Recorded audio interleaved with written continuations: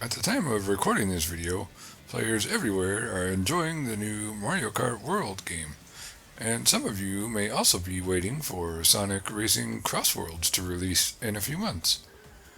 But you may be surprised to discover there is a game in the same Sonic Kart Racing series that dates back more than a decade, which was a phenomenal racing title, and many consider it to be even better than the Mario Kart games. Sonic and All-Stars Racing Transformed has a long name and an equally long list of amazing features that most kart racing games are sorely lacking. You can play this game even today on older consoles like Xbox 360, Wii U, and PlayStation 3, and handhelds like the PlayStation Vita or Nintendo 3DS. But the game is also more readily available in a modern format on PCs via Steam, as well as the Xbox version being backwards compatible with Xbox One, Xbox Series S, and Xbox Series X consoles. The version I am showing here is the Steam version, and this video footage was captured on an original 2022 model Steam Deck. So you can see for yourself that it plays excellently on Steam Deck devices out of the box. So why do I call this game better than Mario Kart? Let's look at some of the things it has going for it. First of all, it has a vehicle transformation mechanic, thus the transformed in the name. At various parts of a race, your character's vehicle will change from a car into a boat or even a plane. Mario Kart World finally did something similar, allowing your vehicle to transform into a boat in a few water-based sections of the game, but that didn't really happen until over a decade later. Even then, Sonic and All-Stars Racing Transformed did it much better all those years ago back in 2013. With this game, the tracks themselves change during the race. Even the very first race course has this sort of element to it. On the first 2 laps you are racing around in a car, but at the start of the third and final lap for that race, the path you had been driving on falls away and reveals a large body of water. As your character passes through a large blue ring, it signals a transformation to a different type of vehicle. In this case, your vehicle transforms midair into a boat and lands atop the water's surface, and the race continues from there. It really adds a much more lively feeling to the races than just going for multiple laps around the same course without any major changes. When these transformation sections happen, it completely changes the way the game is played. Boats control fairly differently from cars, and you're suddenly dealing with waves from the water and other obstacles in the path to navigate.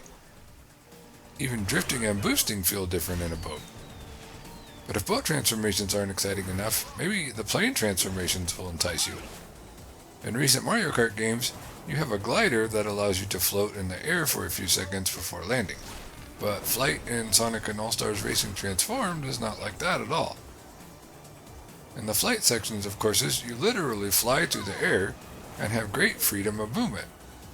Here again, the controls completely change, and drifting and boosting become quite challenging.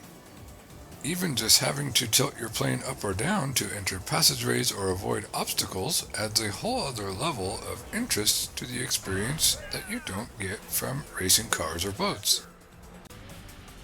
Some tracks are almost exclusively one type of vehicle or another too, so some courses you will be flying planes the whole time, and others you may be primarily riding the waves in a boat. But others still have a nice variety of transforming spots, so you move back and forth between the different vehicles repeatedly during a race. The most exciting part about the tracks in Sonic and All-Stars Racing Transformed is that they change during the race itself. It really feels lively and interesting when the track you are racing on suddenly crumbles and you're flying through the air, or you take a different route through the course, with one having you riding a boat and the other driving your car depending on which path you took that time. There are loads of shortcuts and secrets that you can find, as well as series staples like drift boost, boost pads, and even trick boosts you can perform in the air that give you a speed boost if you land successfully. But another way that this game really shines is the huge variety of game modes that it has. I am fairly sure that it has the most variety of gameplay modes out of any kart racing game, so there are a lot of ways that you can enjoy playing. If I'm wrong about that, let me know in the comments. What I described earlier would be a normal race mode, but Sonic and All-Stars Racing Transformed has many other modes too.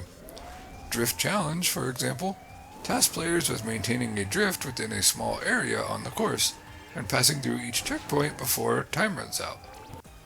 Versus is an elimination mode where the goal is to stay ahead of the rival racer. If you are positioned ahead of them when the timer drops to 0, you get to keep going to the next round. Boost Challenge puts players on a track that has numerous boost pads and a ticking timer that goes down every second they aren't boosting. You have to drive over the boost pads, as well as use drift boosts and boost items to maintain your boost for long enough to reach each checkpoint. And Pursuit is a unique mode where players have to chase a giant battle tank and use collectible ammo to attack it. The tank will fire back at you and put up barriers to get in your way as you navigate the course, all while you try to stay within firing range to destroy the tank. And these are just a few of the game's alternate modes.